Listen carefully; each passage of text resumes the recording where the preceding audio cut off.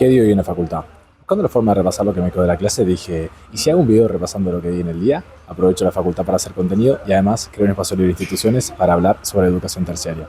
Hoy estamos acá, lloviendo a cántaros, traje la bicicleta y aproveché este lugar preciso que tenemos acá en la biblioteca, que está techado y que es al aire libre. Aprovechando que vine en bicicleta y la facultad nos da la potestad de poder bañarnos acá, y me bañé en la FIC. Pero hoy no vamos a dar algo de la FIC, que por cierto tuvimos diseño y análisis y analizamos el texto de Jorge Luis Borges, La muerte y la brújula. Voy a hacer un video al respecto, pero por mientras tanto vamos a hablar sobre seguridad internacional y política exterior que dimos en el Calen. Hablamos sobre el conflicto que involucra a Marruecos, a España y la Unión Europea. Vieron toda esa movilización de 60.000 personas desde Marruecos a Ceuta.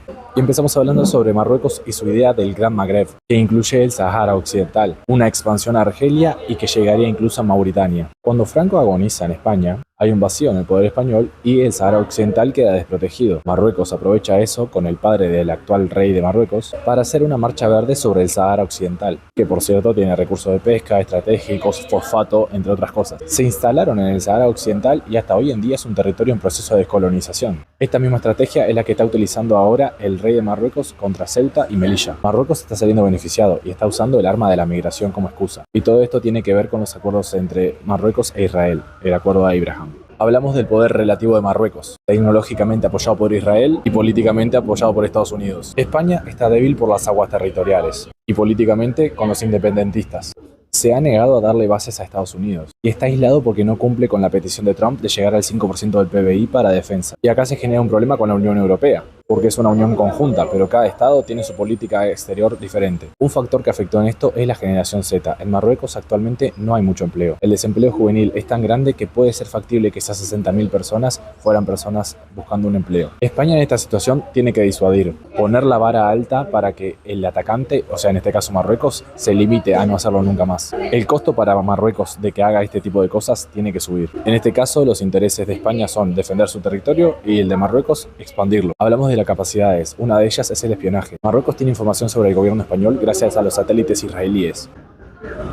Está tronando. Y España está demostrando una debilidad dejándose pasar por encima con ese tema de espionaje. En la capacidad industrial España va a ganar, pero las capacidades no sirven potencialmente, sino cuando son usadas en una misma dirección. En esto, una autocracia como Marruecos, que el rey decide todo, va a ir mucho más adelante que España, que tiene una república democrática. Marruecos puede dirigir todos sus esfuerzos nacionales hacia un lado, España no así. La política exterior es marcada por el gobierno de turno y en democracia pesa muchísimo. El instrumento no tiene por qué ser ir a la guerra.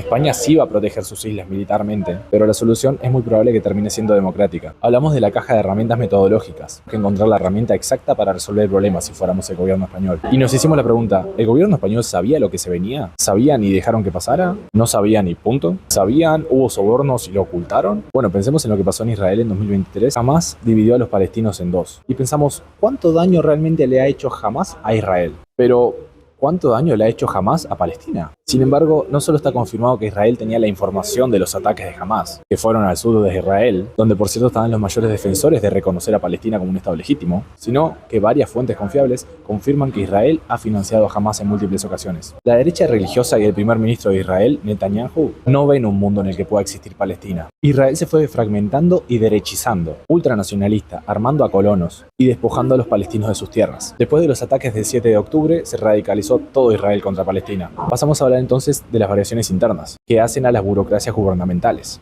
Hay una variable dependiente y una independiente. La dependiente depende de la política exterior y la independiente va a ser la causa. Y hablamos de los distintos realismos. El realismo clásico. ¿Cómo sobreviven los estados en un sistema internacional? No hay una autoridad superior. Vos me vas a decir enseguida la ONU, todos estos organismos, pero no. Esos organismos están controlados por un par de países y tienen derecho a veto. El sistema internacional es anárquico. El sistema internacional se basa en la ley del más fuerte y el cálculo racional del costo y el beneficio. Hay tres niveles de análisis. El primero, el individuo. Va a ser el importante para el realismo clásico. La causalidad está en las élites de cada país. Son quienes mueven esa vara. Se busca una racionalidad entre alternativas, sus costos y sus beneficios. El decisor es independiente en el realismo. Después pasamos a hablar del neorealismo. Y si el problema no es un solo individuo o varios, sino una estructura, en los tres niveles de análisis está el individuo, el Estado y la estructura. La estructura dice que las reglas fueron escritas para las grandes potencias. La diferencia es que en el realismo clásico obedece a cosas internas de lo estatal y el neorealismo responde a cosas externas, o sea, a los factores internacionales. Pasamos al realismo defensivo. El equilibrio ofensivo y defensivo no existe, pero en este caso es mejor ese estado en el factor de defensa. Los estados, en este caso, buscan la seguridad, no expandirse, y bancan el status quo. Se da una elección nacional sumada a una variable ofensiva u defensiva, en este caso la defensiva. Este realismo se basa en los estados que no tienen mucho presupuesto o que no dedican mucho del mismo a la guerra. El realismo ofensivo. A diferencia del realismo defensivo, todas las grandes potencias se sienten satisfechas cuando son hegemónicas dentro del status quo. Y como esto es imposible, la competencia es permanente. ¿Y cuáles son las estrategias para maximizar el poder de una potencia entonces? Bueno, el chantaje, tengo la posibilidad de atacar, sabes que tengo los recursos y te amenazo con ello. No tiene por qué ser solamente militar, puede ser chantaje de decirte que voy a subir los aranceles, estilo así. Después, tentar y desangrar, que es favorecer el enfrentamiento entre dos rivales, como por ejemplo cuando Estados Unidos favoreció la guerra entre Irak e Irán. Como tercero, sangrar, intentar que el conflicto de su rival resulte largo. Cuando el rival se esté equivocando, déjalo que se equivoque un buen rato. El contrapeso, disolución del conflicto por disuasión o enfrentamiento. Pasar la carga a otro. Intentar que otros asuman los costes del equilibrio de poder. Como cuando Trump dijo en su primera presidencia que los conflictos regionales tienen que solucionarlos las potencias de su región, refiriéndose a Arabia Saudita y toda la zona del Oriente Medio. Después, el apaciguamiento.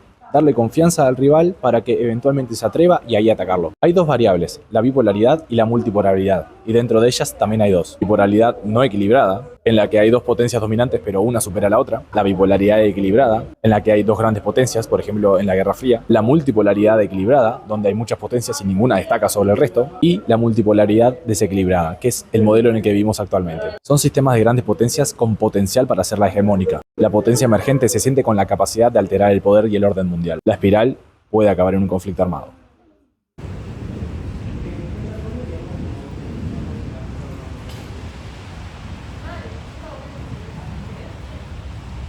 Y ahí está la maldita bici. No, no, no.